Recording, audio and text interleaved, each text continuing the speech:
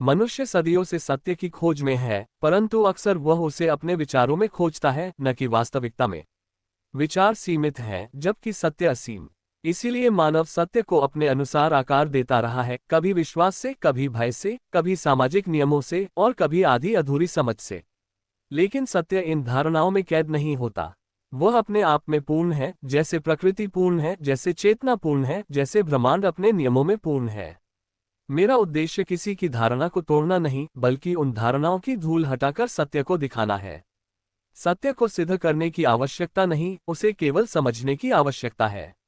मैं उस सत्य को प्रकट करने का प्रयत्न कर रहा हूं जो लोगों की सोच से भिन्न है, पर उसी में उनका वास्तविक ज्ञान छिपा है। सत्य न तो जटिल है, न दुर्लभ, वह तो सीधा है, सरल है और हर चेतना में सदैव उपस्थित है। जटिलता मानव के मन में है, सत्य में नहीं।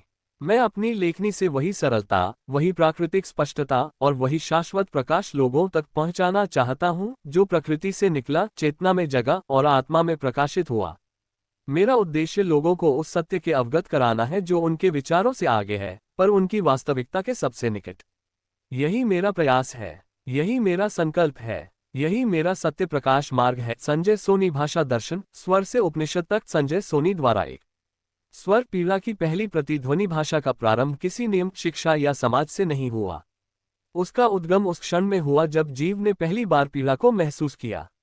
अंतर की असहजता जब सहन नहीं हुई, तब मुख से सहज स्वर निकला, आ, ओ, आ। यही स्वर थे भाषा के मूल बीज।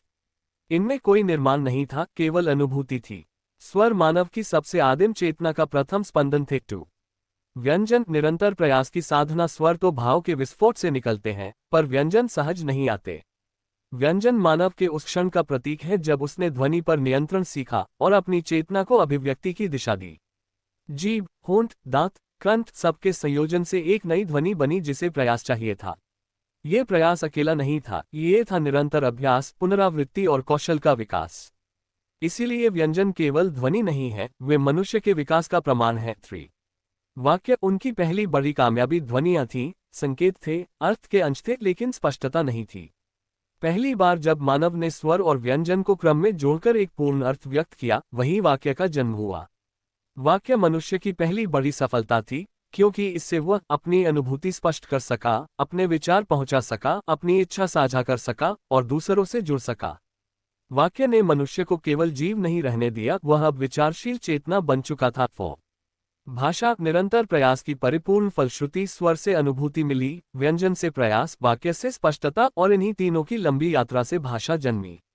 भाषा मानव की सबसे बड़ी बौद्धिक उपलब्धि थी, क्योंकि इसमें शामिल हुए कल्पना, स्मृति, तर्क, भावना, अनुभव और चेतना की निरंतर वृद्धि। भाषा ने मनुष्य को समय के पार पहुंचाया। अनुभव अब केवल उसके भीतर नहीं रहे, वे लिखे, बोले और सहेजे जाने लगे। 5 जीवन प्रकृति से निकला। समाज का प्रादुर्भाव, मनुष्य प्रकृति में जन्मा और प्रकृति ही उसकी पहली गुरु बनी। जल का स्वर, वायु का स्पंदन, अग्नि की गर्जना, पशुओं के स्वर, इन्हीं से उसने समझा कि ध्वनि संवाद का माध्यम है। भाषा ने मनुष्य को अकेलेपन से बाहर निकाला।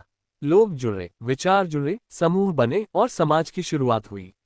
समाज केवल शरीर का समूह नहीं था, ये चेतना का साझा क्षेत्र था जो भाषा से बंधा था। 6 आगे बढ़ते हुए उपनिषदों का जन्म। जब भाषा परिपक्व हुई, तब मनुष्य भीतर की ओर लौटने लगा।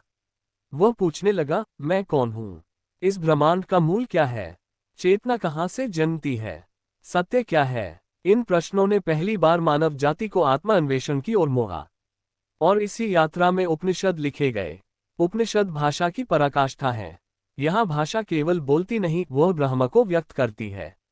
उपनिषदों ने ये सिद्ध किया कि भाषा केवल संचार का साधन नहीं, वह ज्ञान का वाहन है। निष्कर्ष, स्वर अनुभव थे, व्यंजन प्रयास थे, वाक्य बुद्धि थी, भाषा सभ्यता थी और उपनिषद मनुष्य की परम चेतना का उजाला।